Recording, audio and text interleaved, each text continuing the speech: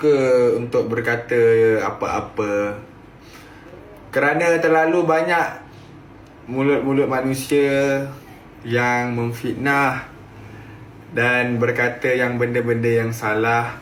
Jadi saya tidak akan bercakap apa-apa, kerana lebih banyak kita bercakap, lebih banyak fitnah akan keluar. Assalamualaikum warahmatullahi wabarakatuh. Apa kabar guys? Jangan lupa subscribe channel, aktifkan tombol loncengnya biar nggak ketinggalan video-video seru lainnya. Nah, di video kali ini gue mau bahas sesuatu yang penting banget, terutama buat kalian yang aktif di media sosial. Jadi banyak banget yang komen di video gue sebelumnya, yang tentang Aisar Khaled itu loh, yang katanya sekarang dia mulai banyak haters. Nah, daripada penasaran, mending langsung aja kita bahas gimana sih cara menghadapi haters dengan cerdas, tetap positif, dan pastinya santai. Siap-siap catat ya guys, karena ini penting banget buat kesehatan mental kita di dunia maya. Let's go! Guys, haters itu udah kayak bumbu-bumbu di dunia maya.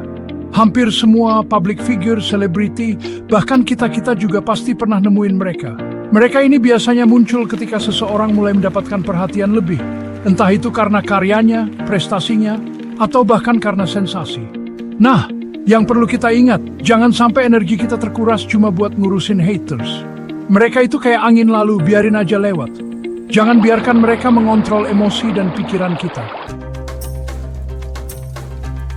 Guys, salah satu tameng terkuat menghadapi haters adalah dengan memperkuat iman kita.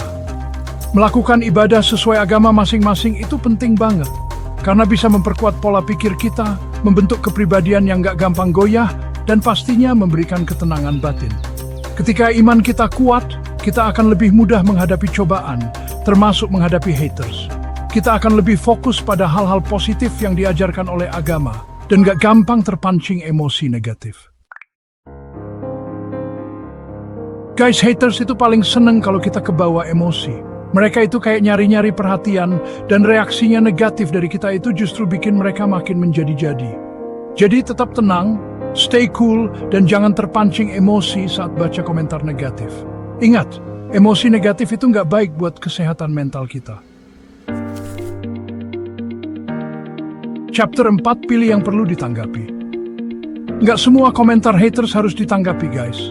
Kita harus pinter-pinter milih. Kalau ada yang ngasih kritik membangun, ya coba kita pertimbangkan. Siapa tahu bisa bikin kita jadi lebih baik lagi. Tapi, kalau komentarnya udah kelewat batas, isinya cuma hinaan dan ujaran kebencian, mending diabaikan aja. Blok aja sekalian kalau perlu. Chapter 5, balas dengan santuy atau humor.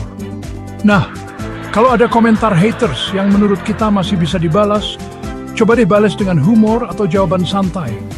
Kadang cara ini malah bikin mereka bingung sendiri dan kehilangan minat buat nge-hate lagi. Tapi ingat, tetap jaga profesionalitas ya. Jangan sampai balasan kita malah terkesan menyerang balik atau merendahkan mereka. Chapter 6, fokus ke fans dan positivitas. Daripada buang-buang waktu ngeladenin haters, mending kita fokus aja sama fans dan audiens yang selalu support kita. Berinteraksilah dengan mereka, balas komentar positif, dan bangun komunitas yang positif dan suportif. Ingat, energi positif itu nular guys.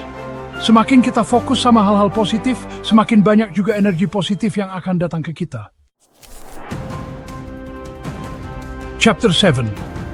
Guys, kalau ada komentar haters yang udah kelewat batas, misalnya mengandung ancaman, pelecehan, atau termasuk cyberbullying, jangan ragu buat ngelapor ke platform media sosial yang bersangkutan.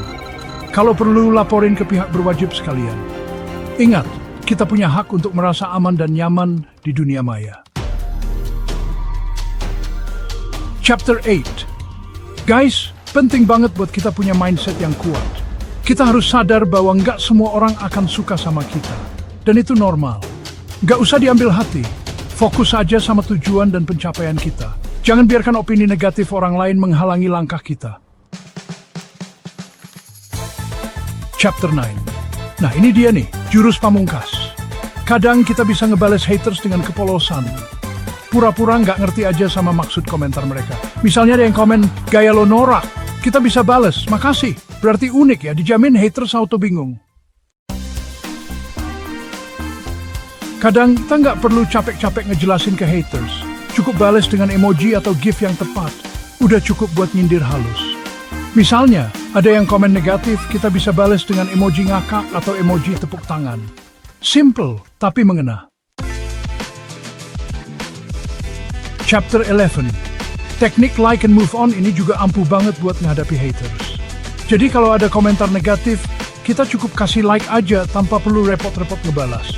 Ini nunjukin kalau kita sama sekali nggak terpengaruh sama komentar mereka. Santai tapi berkelas.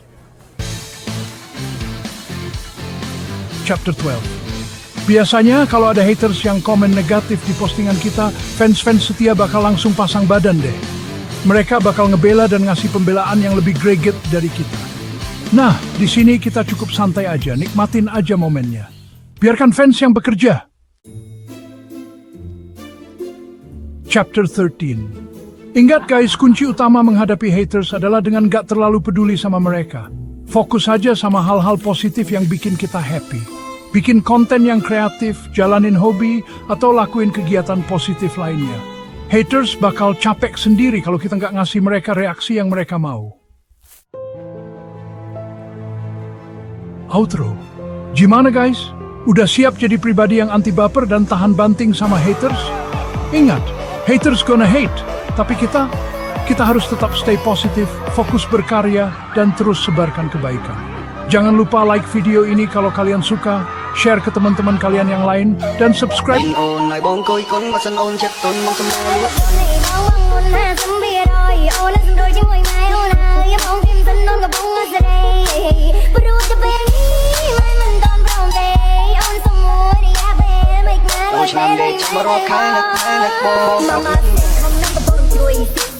không phấn đẹp rồi, nếu không đánh tập ôn ơn không phấn đã nồi.ពេលmày play mày lên chết đường luôn. Lên bạc án mà xe nói che tóc đắng đồng bên xéo in một muốn cho này cách nói trái phải dắt là bột. Ôi năm đi cho nó người bóng mình đắng không men mình men xua thế thương muốn gặp bông này đốc không có thi chẳng chứ không men té.